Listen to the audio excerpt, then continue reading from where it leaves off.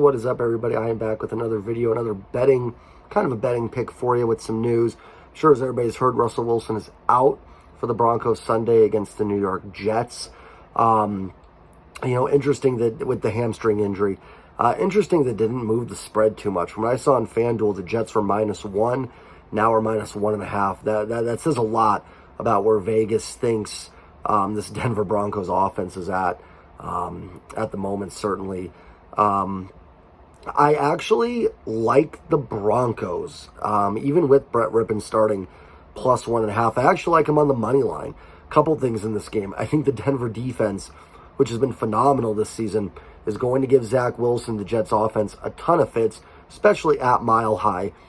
I think you're going to see an offense that plays a little looser for Denver. I actually think they're going to play a little bit better. Some of the pressure is off. I think there was a lot of...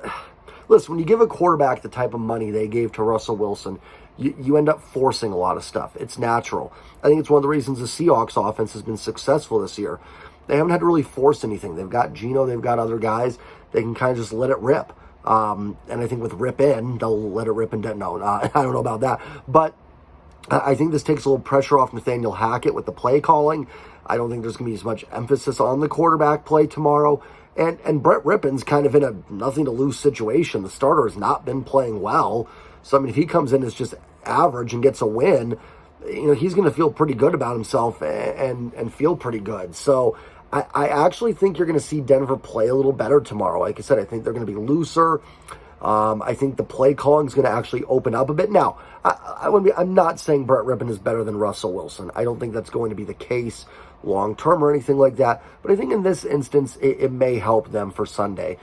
So I do like the Denver Broncos plus the 1.5 or on the money line Sunday against the Jets. Like I said, that Denver defense has been phenomenal this season.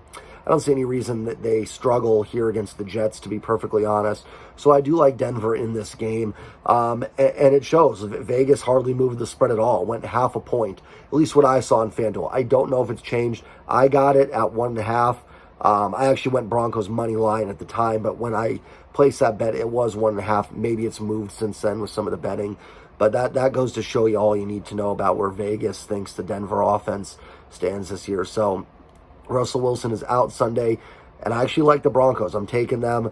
I know that doesn't help the Seahawks, but my wallet doesn't care about which teams it is, so neither should yours. At the end of the day, you want to make some money. We'll see. I hope you've been following my betting picks last few days.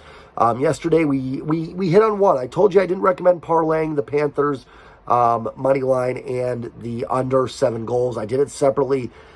I kind of did think Tampa Bay had a chance. That's why I didn't want to parlay. I didn't want to put all my chips into the parlay basket. So I did lose money yesterday. I didn't win. But, what I made up from the loss, I ended up losing just a couple bucks. It happens. Sometimes it's about, salvaging some money some days. It's not always about winning. It's about what you can do to make up some losses sometimes. So that's kind of what yesterday was. Hopefully you bet my Thursday night football pick. That did hit. Truthfully, you didn't even need to buy points. You could just take the Cardinals -2.5 and the over, and you would have been fine. But I did put that money line and bought a few points on the over. And hopefully you bet my Monday night picks. I know I did say Chargers -4. I did say I wasn't betting that. I was very weary of picking that -4. But we bet the under, the 45.5, that hit. And we said first half under 23, that would have been a push. So overall, you should be making some money if you followed me this week. And I know, listen, my bets aren't crazy. I don't have any 12-team parlays with, crazy college teams pulling upsets. But I think they're pretty sound picks. I'll do some weird parlays, some ones I think can pay big money. I'll have some of those as the year goes along. Just like everybody else, I do a couple of them. It's always fun to try and hit it big. But if you just followed my tips, you should be ahead so far for this week, I believe.